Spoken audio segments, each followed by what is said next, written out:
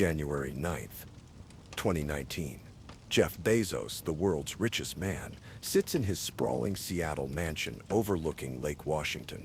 The house is worth $41 million, but tonight it feels like a prison. In his hands, he holds a phone displaying a carefully crafted message that will end 25 years of marriage with a single tweet. The statement has been reviewed by lawyers, approved by publicists, and sanitized by crisis management experts. Every word chosen to minimize damage, maintain dignity, and control the narrative. But Jeff knows what's coming. The National Enquirer has been investigating his personal life for months. They have photographs. They have text messages. They have proof of the secret that's been eating him alive. By evening, intimate details of his affair with Lauren Sanchez will be splashed across tabloid covers nationwide. The betrayal that cost him $36 billion and the woman who helped build his empire will become public entertainment for millions of strangers. This isn't just the story of the most expensive divorce in history. This is the story of what happens when two people build something extraordinary together, but only one gets to be remembered for it. When professional success grows so massive, it consumes the very relationship that made it possible. Mackenzie Scott didn't start as Jeff's supportive wife, who happened to help out. She was employee number one at Amazon, co-founder in everything but title, shipping books from their garage while writing the business plan that would revolutionize global commerce. She negotiated freight contracts, managed finances, and helped choose the company name. But as Jeff's empire grew into something unimaginable, Mackenzie slowly disappeared from the story. The woman who calculated Amazon's first shipping costs became known only as Jeff Bezos' wife. The brilliant Princeton graduate who won literary awards became a footnote in someone else's biography. Tonight, that systematic erasure ends in the most public, humiliating way possible. The partnership that created one of the world's largest companies will dissolve into a business transaction worth more than most countries' entire gross domestic product. Every ambitious person faces this impossible choice at some point in their career. How much of your personal life are you willing to sacrifice for professional success? Most people wrestle with missing their child's soccer game for an important client meeting. They choose overtime pay over date nights. They skip family dinners for conference calls with international partners. But what happens when those stakes become extreme? When the choice isn't between a promotion and quality time at home, but between building a trillion-dollar empire and keeping the person who helped you start it. When your professional success doesn't just change your bank account, but transforms you into a global icon whose every move affects millions of people. The American dream promises that hard work and innovation will be rewarded, but nobody talks about what happens when that reward becomes so enormous it destroys the relationships that made it possible. Nobody prepares you for the moment when your success becomes bigger than your marriage. By the end of this story, we'll see how a partnership that began with two people sharing dreams in a suburban garage became the most expensive divorce settlement in human history. We'll discover whether creating something that employs over 1 million people worldwide was worth losing the person who made it all possible. And we'll learn whether it's possible to have everything you ever wanted and still lose what matters most. Mackenzie Scott isn't some socialite who married well and got lucky.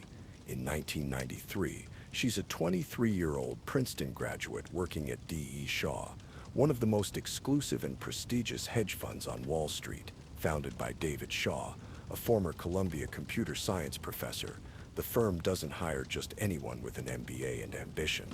D.O. Shaw recruits mathematical geniuses, computer science prodigies, and quantitative analysts who can process complex algorithms while managing $100 million portfolios. The competition for positions is brutal. Candidates need perfect academic credentials, demonstrated analytical brilliance, and the psychological resilience to make split-second decisions involving enormous sums of money. Mackenzie earns her place among these financial wizards through pure intellectual merit. She graduated summa cum laude from Princeton with a degree in English literature, but she also studied under Nobel Prize-winning economist Princeton faculty and demonstrated exceptional mathematical aptitude. She's pursuing serious literary ambitions on nights and weekends while analyzing market trends and building financial models during 12-hour workdays. She's not looking for a husband when she arrives at D.E. Shaw. She's building her own career, developing her own expertise, and establishing her own professional identity in one of the most competitive industries in America. Mackenzie has plans that don't involve anyone else's dreams. Jeff Bezos is 29 when Mackenzie meets him at the same firm in early 1993. He's been at D.E. Shaw for 2 years, working as a senior vice president, focusing on mathematical approaches to stock market analysis. Jeff is brilliant, no question about that. He graduated summa cum laude from Princeton with degrees in electrical engineering and computer science. He's clearly destined for success. But he's not the richest man in the world yet. He's not even particularly wealthy by Wall Street standards. He makes a good salary, drives a decent car, and lives in a nice apartment, but so do dozens of other talented analysts at the firm. Jeff is smart and ambitious, but so is everyone else working at D.E. Shaw. What sets Jeff apart isn't his wealth or status. It's his absolute confidence in his own vision of the future. He talks about technology trends like other people discuss the weather. He sees patterns in data that others miss. He has an almost supernatural ability to identify emerging opportunities before they become obvious to everyone else. Their courtship moves at incredible speed, even by New York standards. 6 months from their first conversation to walking down the aisle. Friends joke that Jeff approaches romance like he approaches everything else. Analyze the data, identify the optimal outcome, execute the plan with maximum efficiency. But here's what reveals Jeff's fundamental approach to relationships from the very beginning. When colleagues ask him what he looks for in a life partner, Jeff doesn't mention love, emotional connection, or shared values. His criteria for choosing a wife: someone intelligent enough and resourceful enough to get him out of a third-world prison. It's not remotely romantic, but it tells you everything about how Jeff Bezos views human relationships. Even marriage becomes a strategic alliance, a partnership designed to optimize outcomes and minimize risks. Jeff isn't looking for a soulmate. He's looking for a highly capable business partner who happens to share his bed. Mackenzie doesn't initially see their relationship in such calculating terms. She recognizes Jeff's extraordinary intelligence and appreciates his willingness to pursue ambitious goals that other people would consider impossible. She sees someone who matches her intellectual curiosity and shares her belief that taking enormous risks can yield extraordinary rewards. More importantly, she sees someone who treats her as an equal. Jeff doesn't patronize her or expect her to defer to his expertise. He values her opinions, respects her analytical abilities, and includes her in his strategic thinking about career decisions and future plans. Their relationship feels like a true partnership between two brilliant people. Then Jeff reads a statistic that changes everything. Internet usage is growing at 2,300% annually. Most people would glance at that number, maybe mention it in casual conversation, and then forget about it completely. Jeff sees the entire future of human commerce crystallizing in a single data point. The internet isn't just growing, it's exploding at a rate that defies traditional business analysis, and nobody has figured out how to sell physical products online. Yet, the infrastructure exists, but the commercial applications remain primitive. Jeff can see the opportunity clearly, like a gold mine that nobody else has noticed. Online retail could eliminate the geographic limitations of traditional stores. Infinite product selection without physical space constraints. Global customer reach without the overhead costs of brick-and-mortar locations. Lower inventory costs, higher profit margins, and direct relationships with customers around the world. Books seem like the perfect place to start testing this vision. They're standardized products that don't require physical examination before purchase. The potential catalog is enormous, far larger than any physical bookstore could stock. Shipping costs are reasonable, and customers already buy books through mail-order catalogs. But here's the crucial detail that most people miss about this pivotal moment in business history. The decision to leave their stable, prestigious, well-paying Wall Street careers and gamble everything on an untested internet venture wasn't just Jeff's idea. Mackenzie was equally committed to taking this massive risk. They're both earning six-figure salaries in 1994, which translates to serious money by any standard. They have comprehensive health insurance, generous retirement benefits, and clear paths to partnership-level wealth at one of the most successful hedge funds in America. They live in Manhattan, attend Broadway shows, eat at expensive restaurants, and enjoy all the privileges of successful young professionals in New York City.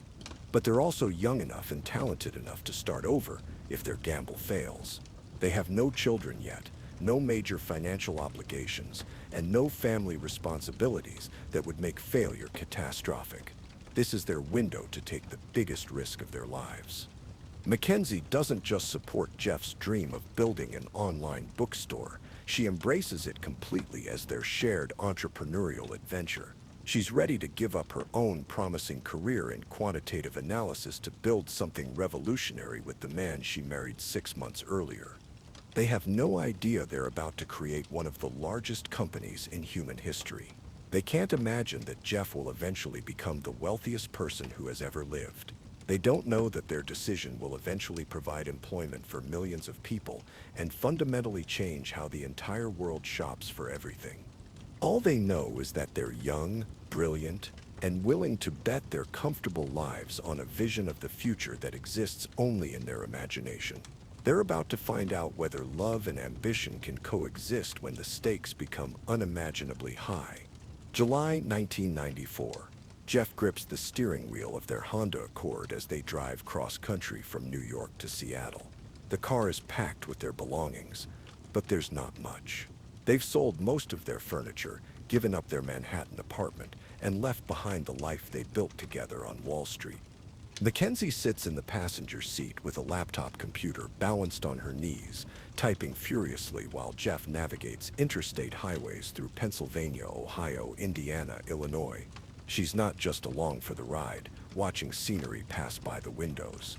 She's actively writing the business plan for what will become Amazon while Jeff handles the 3,000-mile drive. This is the image that should define the Amazon origin story. Two business partners collaborating on their startup during a cross-country road trip. Mackenzie calculating shipping costs and researching book distributors while Jeff explains his technical vision for web-based retail. She analyzes potential competitors while he designs database architectures. They're building the foundation of their company together as absolute equals, sharing every major decision.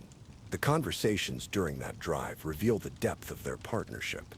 Mackenzie isn't just listening to Jeff's ideas and offering encouragement. She's challenging his assumptions, improving his strategies, and contributing her own insights about operations, finance, and customer service. She's co-creating their business model in real time. They stop at truck stops and fast food restaurants along the way, spreading papers across plastic tables to sketch out organizational charts and revenue projections. Other travelers see a young couple on vacation. In reality, they're two entrepreneurs planning a revolution in global commerce while eating burgers and drinking coffee from paper cups.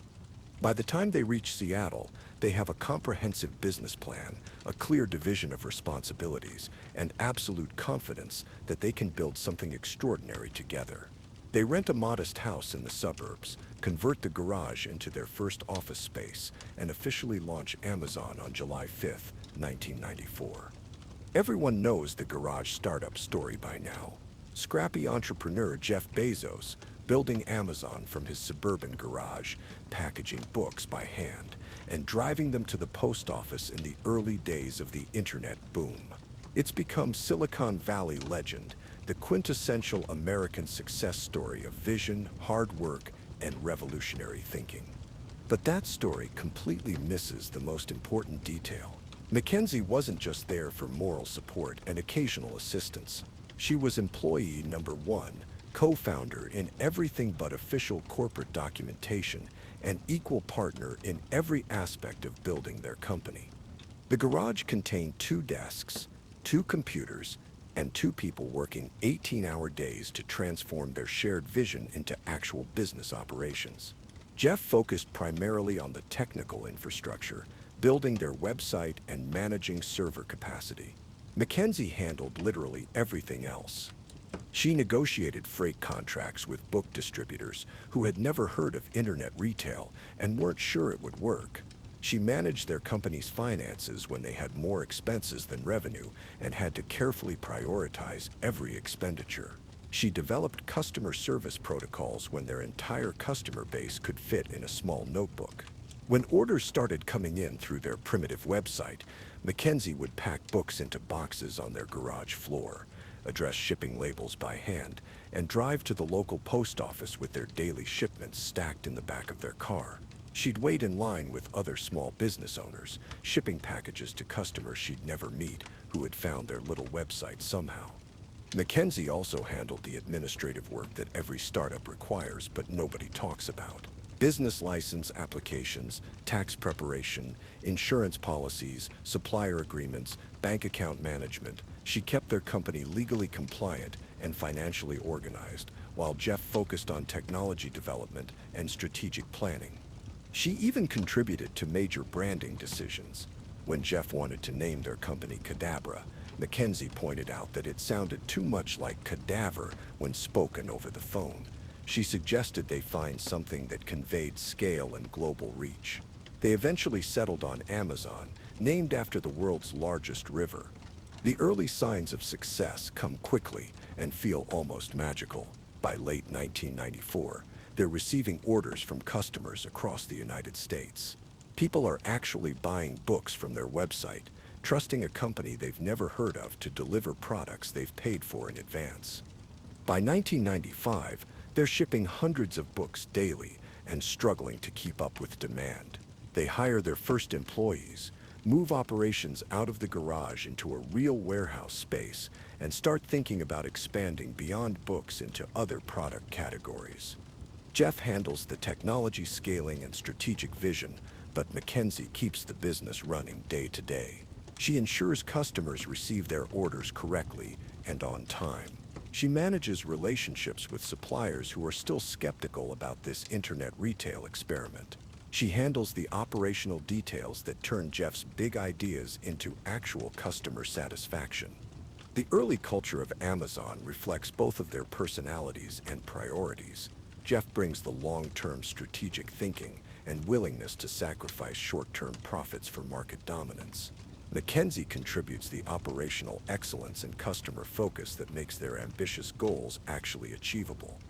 Amazon goes public on May 15, 1997, selling shares at $18 each.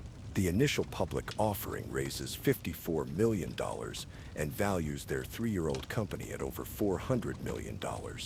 Overnight, Jeff and Mackenzie are worth tens of millions of dollars on paper.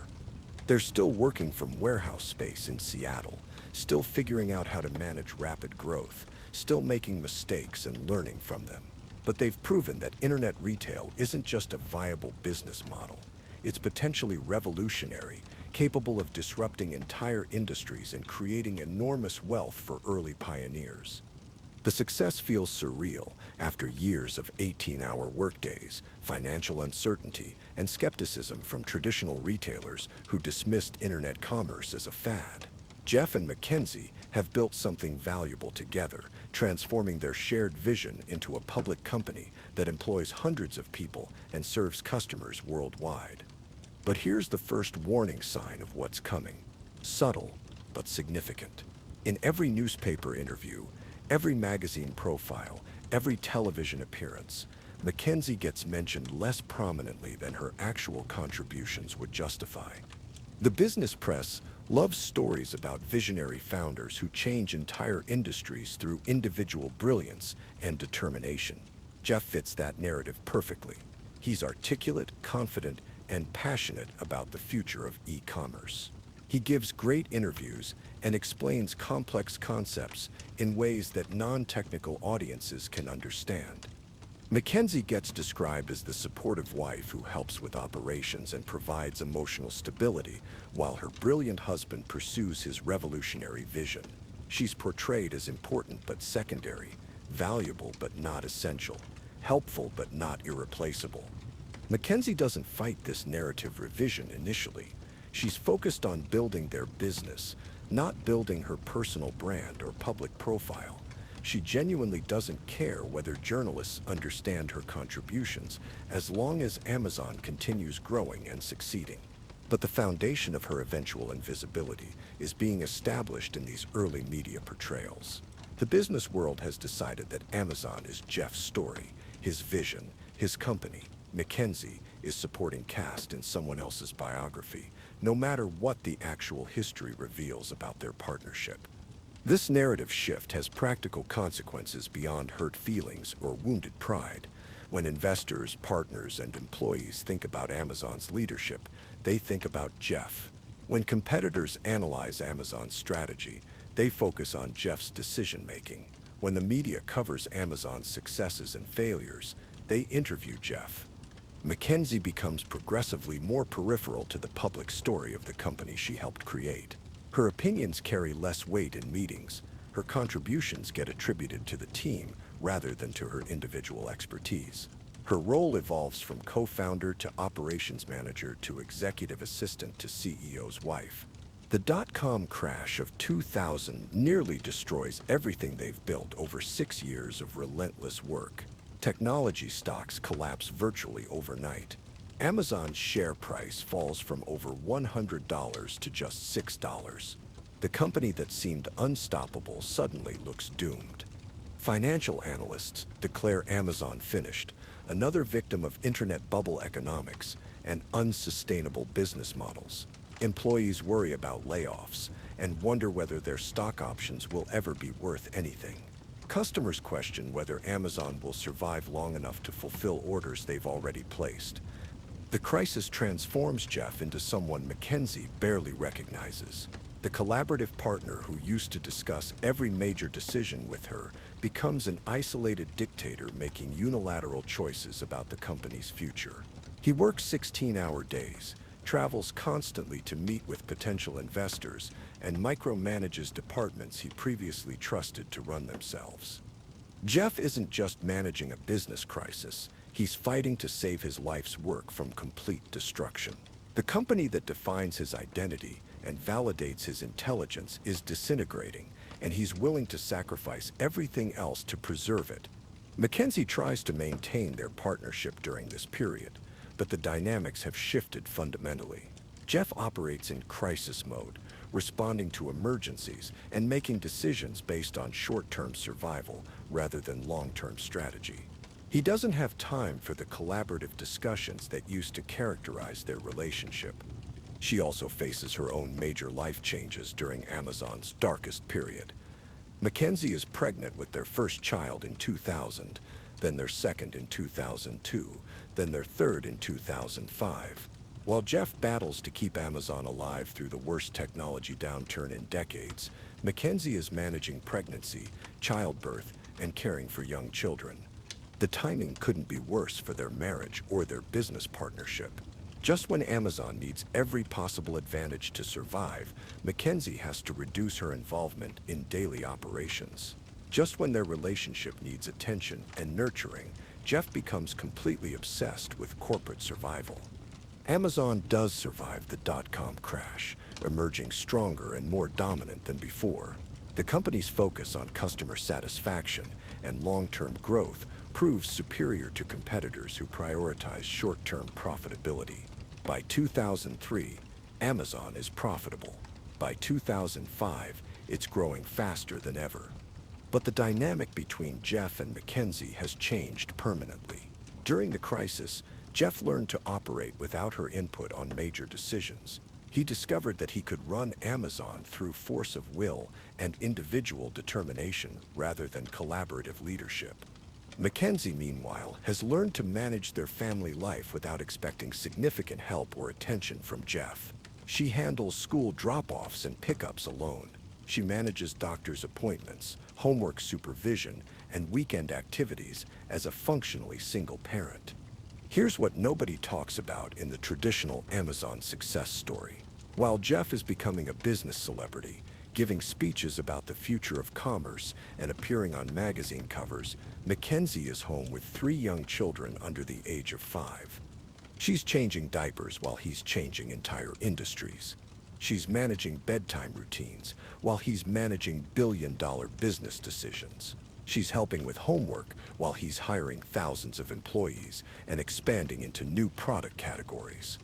The contrast between their daily experiences becomes stark and painful. Jeff travels to conferences where audiences applaud his insights about innovation and leadership. Mackenzie drives carpools where her most significant decisions involve snack preferences and seating arrangements. But Mackenzie doesn't disappear into traditional domesticity or abandon her own intellectual and creative ambitions. She continues writing fiction during whatever free time she can find, usually late at night after the children are asleep, and Jeff is working in his home office. In 2005, she publishes her first novel, The Testing of Luther Albright, a literary work that explores themes of identity, family dynamics, and moral responsibility. The book receives serious critical attention and wins the American Book Award, one of the most prestigious honors in American literature. Mackenzie has proven her individual talent and creative vision completely independent of Amazon's success or Jeff's reputation. She's demonstrated that she has her own voice, her own perspective, and her own contributions to make to American culture. But the book gets reviewed and marketed as a novel by Jeff Bezos' wife, rather than as literature by Mackenzie Scott, accomplished author. Her literary achievement gets framed as an interesting hobby rather than a serious artistic accomplishment worthy of attention in its own right. Imagine spending years developing your craft, researching your subject matter, writing and rewriting until every sentence reflects your best work, finally achieving recognition from the most respected critics in your field, only to have every review mention your spouse first and your artistic vision second. Mackenzie experiences what millions of talented, accomplished women face when they're married to high-profile men. Her individual identity gets absorbed into her husband's much larger public story. Her achievements become footnotes in someone else's biography. This dynamic affects more than just her ego or sense of personal fulfillment. When Mackenzie attends literary events or book readings, people ask her questions about Amazon's growth strategy instead of her writing process. When she's introduced at author panels, she's identified as Jeff's wife before being recognized as an award-winning novelist. Amazon continues expanding far beyond books during this period. Electronics, clothing, cloud computing services, video streaming, artificial intelligence, logistics, and delivery. Jeff's original vision of the everything store becomes reality, as Amazon touches virtually every aspect of consumer commerce. The company's growth requires increasingly complex management and strategic thinking. Jeff isn't just running a bookstore anymore. He's building the infrastructure that supports a significant portion of global internet commerce, employs hundreds of thousands of people, and affects millions of customers daily. His workload grows exponentially with Amazon's success. 16-hour days become the norm rather than the exception. International travel increases as Amazon expands globally. Strategic planning sessions occur during weekends and vacations because there's no other time available. Mackenzie tries to maintain their intellectual and emotional partnership, but Jeff's world has become incomprehensibly large and complex. The man who used to collaborate with her on business plans now operates with dozens of senior executives, department heads, and strategic advisors who understand Amazon's operations better than she does. She finds herself excluded from conversations about the company she helped create, not through any deliberate decision, but because Jeff's professional life has evolved beyond their original partnership. He discusses major decisions with people who work at Amazon full-time, not with his wife who left the business years ago to raise their children. The wealth accumulates at a pace that defies normal human experience. By 2010, Jeff is worth over $10 billion. By 2012, over $20 billion. By 2015, over $30 billion. By 2017, over $70 billion. He becomes the wealthiest person in modern history, richer than entire countries. With wealth comes fame on a scale that few humans ever experience. Jeff appears on magazine covers as a symbol of American innovation. He delivers keynote speeches at major conferences where audiences hang on his every word. He becomes a cultural icon whose opinions about technology, business strategy, and the future carry enormous weight. Mackenzie publishes her second novel, Traps, in 2013. She also founds Bystander Revolution, an anti-bullying organization that helps young people develop the confidence and skills to stand up to harassment and intimidation. She's accomplished remarkable things in literature and social advocacy, building her own platform and making her own contributions to society. But her achievements exist in Jeff's massive shadow, barely visible to a public that only pays attention to billionaire entrepreneurs and technology visionaries. At public events, she's introduced as Jeff Bezos' wife, first, and award-winning author, second. Journalists ask her questions about Amazon's stock price instead of her thoughts about contemporary fiction. She's become successful in her own right, but the world only sees her through the lens of Jeff's much larger success. The dynamic affects their children as well. At school functions and community events, they're known primarily as Jeff Bezos' kids, rather than as individuals with their own personalities, interests, and achievements. The family's identity becomes inseparable from Amazon's brand and Jeff's public persona. Jeff launches Blue Origin, his space exploration company, in 2000, but his obsession with space travel intensifies significantly during this period. He begins talking publicly about humanity's future among the stars, investing billions of dollars in rocket technology, and giving interviews about colonizing Mars and building space stations. Space exploration represents the ultimate expression of Jeff's ambition and vision. If Amazon proves he can revolutionize commerce on Earth, Blue Origin will prove he can extend human civilization to other planets. The scale of his thinking expands beyond terrestrial concerns to cosmic possibilities. Now, Mackenzie isn't just competing with Amazon for Jeff's attention and emotional energy. She's competing with rockets, space colonization, and dreams of becoming the person who makes humanity a multiplanetary species. Jeff talks about space as humanity's inevitable destiny, making his earthbound family seem small and temporary by comparison. People who know them socially begin noticing that Jeff and Mackenzie rarely appear together at public events anymore. He travels with business associates, handlers, and security teams who manage his packed schedule and protect him from unwanted attention. She attends literary events and charity functions solo, representing her own interests rather than accompanying him. They're living parallel lives in the same house, pursuing separate dreams with entirely different social circles. Jeff's world revolves around technology executives, space engineers, and government officials. Mackenzie's world centers on authors, educators, and nonprofit leaders. Their conversations become increasingly superficial and infrequent. Jeff talks about Amazon's quarterly earnings and Blue Origin's latest rocket tests. Mackenzie discusses their children's school activities and her latest philanthropic projects. They're both accomplished, both busy, both pursuing meaningful work, but they're no longer building anything together. A devastating detail emerges later from people who knew them during this period. Mackenzie had stopped asking Jeff to prioritize family events because she got tired of being disappointed and having to explain his absence to their children. Birthday parties, school plays, parent-teacher conferences, family vacations. She learned to plan everything around his absence rather than hoping for his presence. She adapted their family life to accommodate his empire rather than demanding that his empire accommodate their family. This is the moment when their marriage fundamentally breaks, not through any dramatic confrontation or explicit decision, but through Mackenzie's quiet acceptance of Jeff's priorities. She stops fighting for his attention and starts building a life that works without it.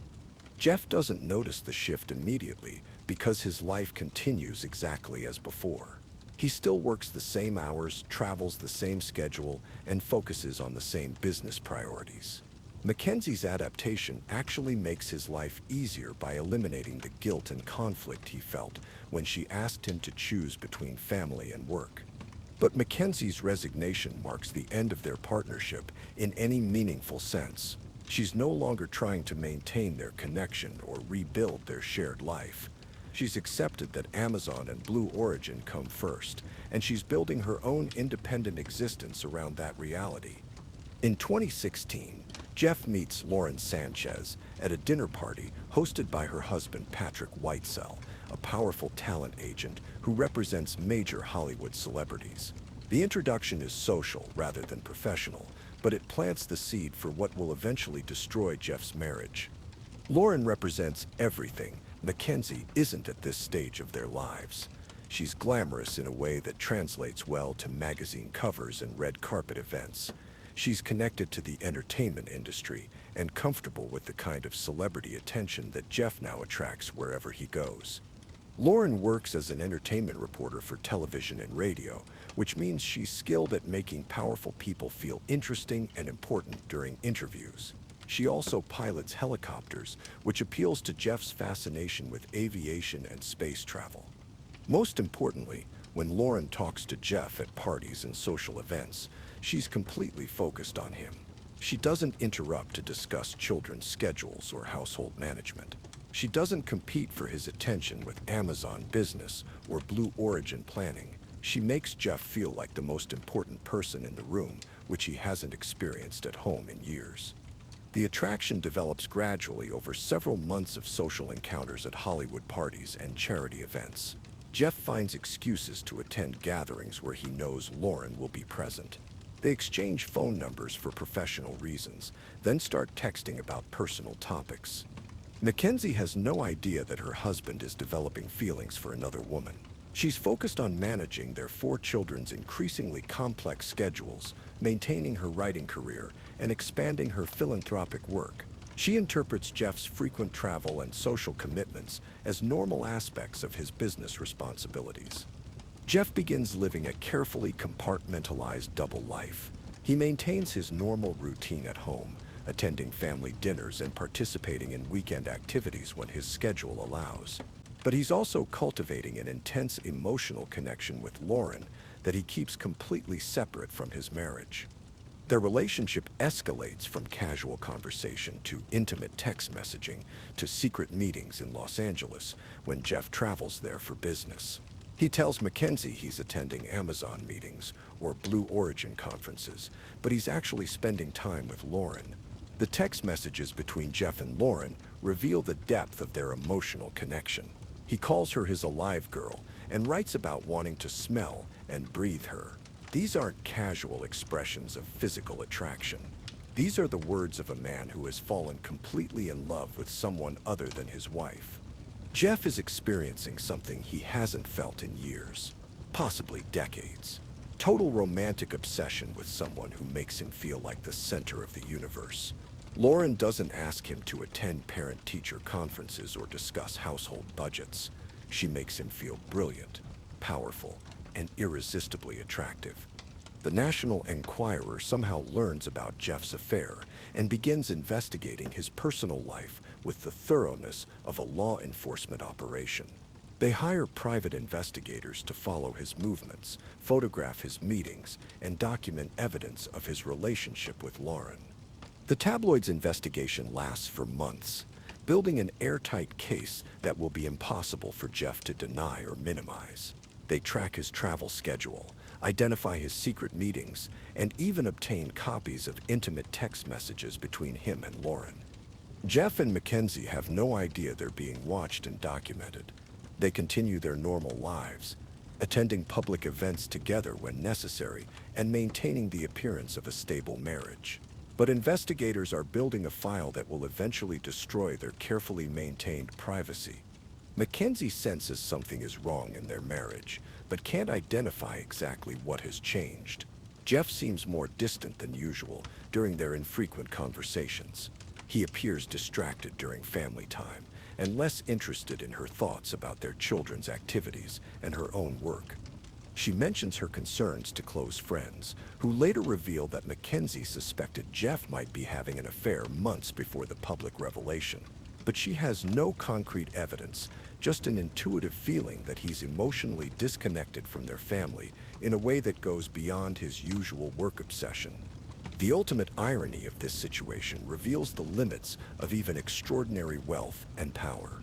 Jeff has become so successful and influential that he believes he can control every aspect of his life's narrative. He owns the Washington Post, one of America's most respected newspapers. He commands global media attention and has resources to manage almost any crisis. But he's about to learn that private investigators working for tabloid newspapers don't follow the same rules as business competitors or political opponents. Some stories can't be managed, some narratives can't be controlled, and some secrets can't be contained forever, no matter how much money and influence you have. January 9th, 2019.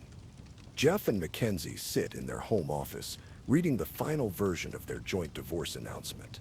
The statement has been crafted by teams of lawyers, public relations experts, and crisis management specialists.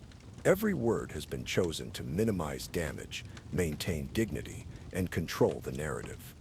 The message emphasizes their continued friendship after 25 years of marriage. It highlights their commitment to co-parenting their 4 children. It frames their separation as a mutual decision, reached after careful consideration rather than the result of betrayal or scandal.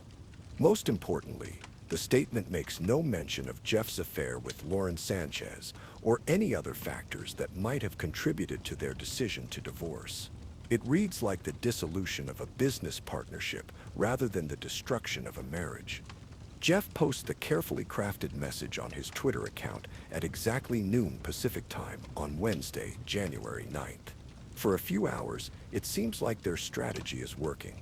The announcement generates news coverage, but the tone is respectful and focused on their business accomplishments rather than personal scandals. Then everything explodes in the most public, humiliating way imaginable. The National Enquirer has been waiting for exactly this moment. The moment Jeff and Mackenzie announce their divorce, the tabloid publishes their bombshell investigation under the headline Besos Affair. The story doesn't just report that Jeff had an extramarital relationship. It provides intimate details that make Mackenzie's humiliation complete and global. The Enquirer publishes photographs of Jeff and Lauren together at private dinners and romantic getaways. They reproduce text messages between the lovers that reveal the emotional intensity of their relationship. Most devastatingly, they prove that the affair lasted for months while Mackenzie was home managing their family and maintaining their public image. The intimate text messages are the most damaging revelation of all. Jeff's private communications with Lauren are published for millions of strangers to read and judge. His expressions of romantic obsession become public entertainment on cable news shows and social media platforms. Mackenzie learns the specific details of her husband's betrayal at exactly the same time as everyone else in the world. The most private and painful aspects of her marriage's destruction become front-page news and trending topics on social media platforms. The scandal reveals that Lauren Sanchez was also married when her relationship with Jeff began. This isn't just a story about Jeff betraying Mackenzie. It's about 2 married people simultaneously destroying 2 families, betraying spouses who considered them trusted friends and partners. Patrick Whitesell, Lauren's husband, had no idea that his wife was conducting an affair with a man he knew professionally and considered a friend. The betrayal cuts through multiple relationships, business connections, and social circles, affecting far more people than just Jeff and Mackenzie. Amazon's stock price fluctuates as investors wonder whether the scandal will affect Jeff's leadership effectiveness and strategic focus.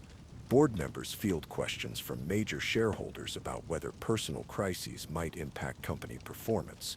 The affair threatens not just Jeff's marriage, but potentially his business empire. Mackenzie faces the most difficult decision of her life in this moment of ultimate public humiliation.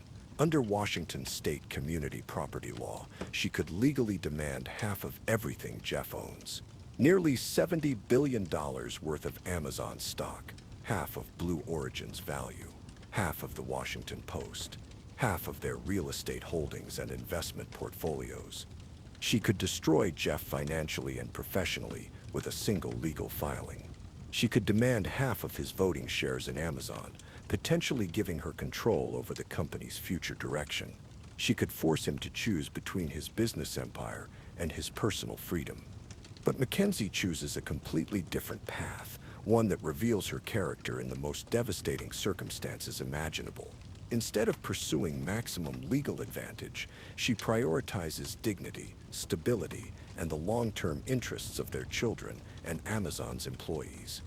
Her lawyers begin negotiating what will become the most expensive divorce settlement in human history, but Mackenzie's approach shocks everyone involved. Instead of demanding maximum financial damage, she asks for 25% of their Amazon stock, worth approximately $36 billion at the time. This isn't just generosity or resignation. It's strategic brilliance disguised as magnanimity. By taking significantly less than she could legally claim, Mackenzie ensures that Jeff retains voting control of Amazon. She prevents a messy corporate battle that could damage the company's stock price, hurt millions of shareholders, and potentially destabilize one of America's most important businesses. Mackenzie also voluntarily waives all claims to Jeff's Blue Origin holdings and his ownership of the Washington Post. She's essentially giving him billions of dollars worth of assets in exchange for a clean break and the ability to move forward with her life without continued legal entanglement. The divorce negotiations reveal fascinating details about their financial arrangements during 25 years of marriage. Unlike many wealthy couples who maintain separate investment accounts and business interests, Jeff and Mackenzie had genuinely shared everything. Her legal claim to half of his wealth wasn't theoretical or disputed. It was absolute and enforceable. Mackenzie's decision to accept less than her maximum legal entitlement sends a powerful message that reverberates far beyond their personal situation. She's demonstrating that money wasn't her motivation for staying married to Jeff or for leaving him. She's proving that the affair and divorce weren't about financial security or lifestyle maintenance. More importantly, she's showing that she values her independence and dignity more than maximum wealth accumulation. Mackenzie could have become the richest woman in world history by demanding half of everything Jeff owns. Instead, she chooses to become merely one of the richest women in world history while maintaining her self-respect and avoiding a prolonged legal battle. The divorce papers are filed in King County Superior Court in Seattle, making the financial terms public record. Mackenzie receives 25% of their Amazon holdings, approximately 38 million shares worth $36 billion. Jeff keeps the remaining 75%, maintaining control of the company he built. But the most telling detail about Mackenzie's character emerges immediately after the divorce settlement is finalized. She announces her intention to give away half of her divorce settlement to charitable organizations focused on racial equity, gender equality, and economic opportunity for marginalized communities. Mackenzie isn't planning to use her $36 billion for personal luxury, real estate acquisitions, or investment portfolio expansion. She's planning to transform her divorce settlement into the largest philanthropic giving spree in modern history. She's turning personal devastation into global impact. Jeff's response to the divorce settlement is completely different and equally revealing. He goes public with Lauren Sanchez almost immediately after the legal proceedings conclude. They attend high-profile events together, travel on his private jets, and present themselves as a committed couple worthy of magazine covers and society page features. The contrast between their post-divorce behavior becomes a public relations case study in how different people handle wealth, fame, and personal crisis. Jeff embraces his new life with enthusiasm and apparent relief. Lauren fits seamlessly into his world of private jets, luxury yachts, and celebrity parties. Mackenzie takes the opposite approach entirely. She changes her name from Mackenzie Bezos to Mackenzie Scott, symbolically separating herself from the Amazon empire and the Bezos brand. The name change represents more than legal paperwork. It's a declaration of independence from the identity that defined her for 25 years. The divorce finalizes on July 5, 2019, exactly 25 years to the day after Jeff and Mackenzie founded Amazon in their suburban garage. The timing seems symbolic rather than coincidental, as if they're marking the official end of their business partnership as well as their marriage. This is the point of no return for both of them. Jeff has chosen his empire and his new love over the partnership that made his extraordinary success possible. Mackenzie has chosen independence and philanthropy over the wealth and status that came with being married to the world's richest man. Neither of them can return to who they were before this moment. Jeff will always be remembered as the man who betrayed his founding partner for a glamorous affair. Mackenzie will always be seen as the woman who walked away from the world's greatest fortune to rebuild her life on her own terms. The most devastating aspect of their divorce isn't the money involved or the public humiliation, though both are unprecedented. It's the realization that their partnership, which created something extraordinary that changed the world, couldn't survive the very success it achieved. They built Amazon together as equal partners, dreaming of modest success in online book sales. They ended as strangers, dividing a $36 billion fortune after one of them became the richest person in human history. The empire they created together ultimately destroyed the relationship that created it. Within 6 months of her divorce becoming final, Mackenzie begins what financial analysts and philanthropic experts quickly recognize as the most aggressive charitable giving campaign in modern history. She doesn't spend time building elaborate foundation infrastructure or hosting donor galas. She starts writing massive checks immediately to organizations that desperately need funding.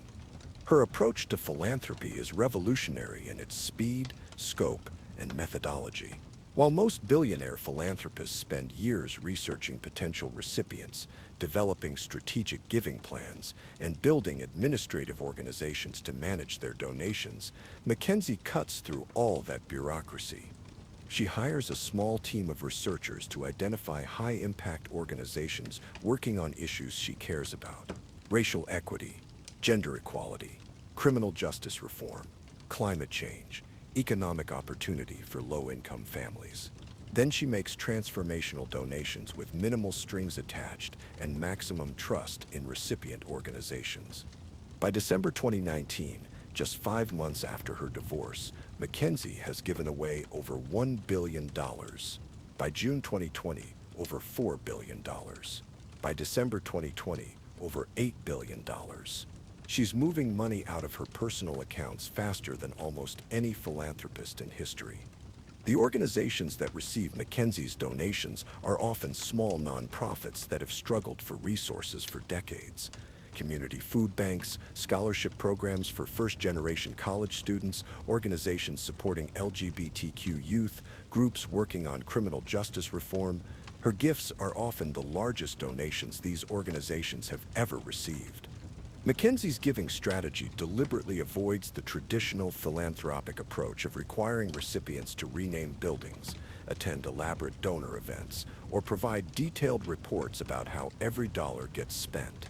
She trusts the organizations she supports to use her money effectively and doesn't demand public recognition for her generosity.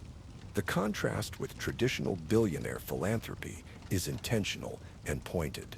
Mackenzie is demonstrating that charitable giving can be about impact rather than ego, about trust rather than control, about speed rather than bureaucracy.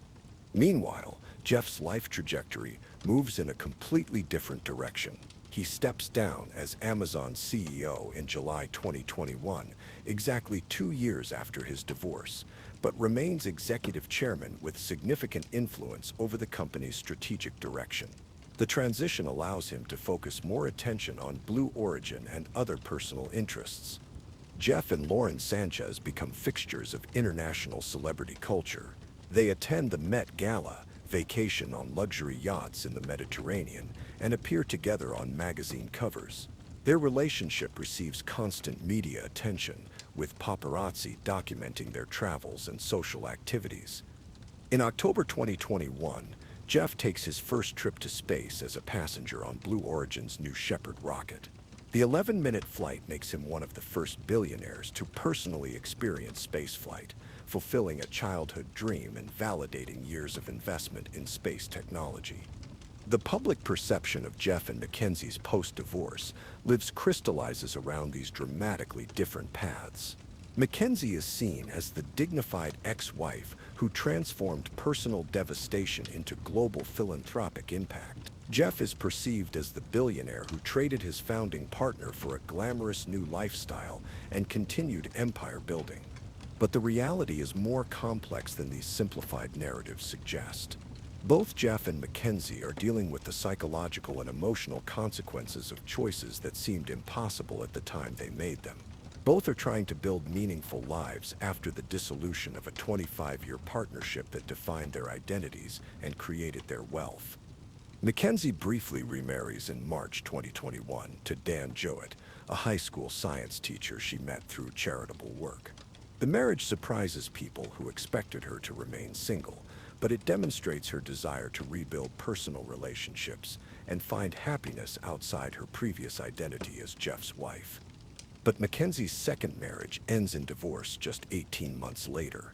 In September 2022, the experience suggests that rebuilding intimate relationships after such public trauma and life-changing wealth isn't simple, even for someone as accomplished and psychologically resilient as Mackenzie. Her philanthropy continues at an unprecedented pace throughout this period. By the end of 2021, she has given away over $12 billion to more than 1,500 organizations. By 2023, over $14 billion to more than 2,000 recipients. Mackenzie's charitable giving has become a case study in how billionaire philanthropy could work if the primary goal were maximum impact rather than personal recognition or tax advantages. She's funding everything from rural hospitals to climate change research to criminal justice reform to educational opportunities for underserved communities. Jeff's focus on space exploration through Blue Origin yields mixed results during this period. The company successfully launches paying customers to the edge of space, making space tourism a reality for wealthy adventurers. But Blue Origin struggles to compete with SpaceX and other companies in the rapidly evolving commercial space industry. Jeff also faces criticism for his lifestyle choices during a period of global economic uncertainty and increasing wealth inequality. His luxury yacht purchases, extravagant parties, and high-profile relationship with Lauren generate negative publicity that contrasts sharply with Mackenzie's philanthropic activities. The question that haunts both of their stories is whether Jeff made the right choice when he prioritized his business empire over his founding partnership with Mackenzie. He successfully maintained control of Amazon and preserved his position as one of the world's wealthiest people. He found new love with Lauren and built a lifestyle that matches his extraordinary success. But he also lost his founding partner, disrupted his children's lives, and damaged his public reputation in ways that may never fully recover. The man who once seemed like a visionary entrepreneur became known as much for his personal scandals as for his business achievements. Mackenzie's story offers a different model for handling immense wealth, public attention, and personal crisis. She turned devastating betrayal into purposeful action, using her divorce settlement to address some of society's most pressing problems. She proved that it's possible to walk away from unimaginable wealth and find meaning in giving it away. Her transformation from Jeff Bezos' wife to one of America's most influential philanthropists demonstrates that your story doesn't end when your marriage does, even when that marriage helped create one of the largest companies in human history. In May 2023, Jeff and Lauren Sanchez announced their engagement during a luxury yacht vacation in the Mediterranean. The proposal involves a custom-designed diamond ring worth several $million and takes place aboard Jeff's 417-foot yacht, which cost over $500 million to build. They marry in an elaborate ceremony in Aspen, Colorado, in January 2025. The wedding costs an estimated $30 million and attracts global media coverage. Celebrity guests include dozens of Hollywood stars, technology executives, and political leaders. The event becomes one of the most expensive and publicized weddings in recent history. Mackenzie, meanwhile, continues her philanthropic work with increasing focus and impact. She publishes essays about her giving philosophy that influence other wealthy philanthropists to adopt more aggressive and trust-based approaches to charitable donations. Her writing reveals sophisticated thinking about systemic inequality, the responsibilities that come with extreme wealth, and the most effective ways to create lasting social change. Mackenzie has become not just a major donor, but an intellectual leader in philanthropic circles. The universal lesson in their story transcends the specific circumstances of billionaire divorce and philanthropic giving. It's about the fundamental choice that every ambitious person faces between building something lasting and maintaining the relationships that make success meaningful. Most people will never face stakes as extreme as Jeff and Mackenzie experienced. Most couples won't need to choose between $1 trillion business empire and their marriage. Most divorced spouses won't have $36 billion to give away to charity. But everyone faces some version of the same essential tension. How much of your personal life are you willing to sacrifice for professional achievement? When does success become so consuming that it destroys the relationships that made it possible? How do you maintain your identity and values when wealth and fame change everything around you? Jeff Bezos demonstrates what happens when you choose empire over partnership, when you prioritize building something permanent over preserving the relationship that helped create it. His professional success is undeniable and historically significant. Amazon employs over 1 million people, serves hundreds of millions of customers, and has fundamentally changed global commerce. But the personal cost was enormous. He lost the woman who helped him write Amazon's first business plan, who shipped the company's first books, who sacrificed her own career ambitions to support his vision when it was just a crazy idea about selling books on the internet. Mackenzie Scott shows us that it's possible to redefine success after losing everything that previously defined your identity. She went from being known primarily as someone else's wife to becoming one of the most respected philanthropists in American history. She proved that you can start over at any age, that personal devastation can be transformed into social impact, that walking away from wealth and status can lead to greater influence and respect than holding on to them. Their divorce will forever be remembered as the most expensive in history, a $36 billion business transaction that ended 25 years of marriage and partnership. But the real cost wasn't measured in dollars or stock shares. The real cost was measured in the loss of a collaboration that changed the world. Two brilliant people who started with shared dreams in a suburban garage ended as strangers dividing a fortune larger than most countries' gross domestic product. The final irony of Jeff and Mackenzie's story is that both of them achieved exactly what they wanted from life, just not together. Mackenzie now controls over $40 billion in assets and is systematically giving away that wealth to causes she believes will create lasting social change. She's become one of the most influential people in American philanthropy and social justice. Jeff controls over $170 billion and continues building his business empire while pursuing his childhood dreams of space exploration and colonization. He's remarried to someone who shares his love of luxury and celebrity, and he's maintained his position as one of the most powerful people in global business. They both got their dreams fulfilled. They both found ways to use their talents and resources to pursue meaningful goals. They both discovered paths to happiness and satisfaction after their marriage ended. They just couldn't do any of it together. In the end, that separation might be the most expensive lesson about success and relationships that anyone has ever learned. Sometimes you can have everything you ever wanted and still lose what matters most. Sometimes the cost of building an empire is losing the person who helped you start it. But their story also proves that endings can become beginnings, that personal failure can lead to unexpected forms of success, and that it's never too late to redefine what achievement and fulfillment mean in your life. Mackenzie Scott transformed the most public humiliation imaginable into one of the most respected philanthropic careers in American history. That transformation offers hope to anyone who has experienced devastating personal setbacks, public embarrassment, or the end of relationships that once defined their identity.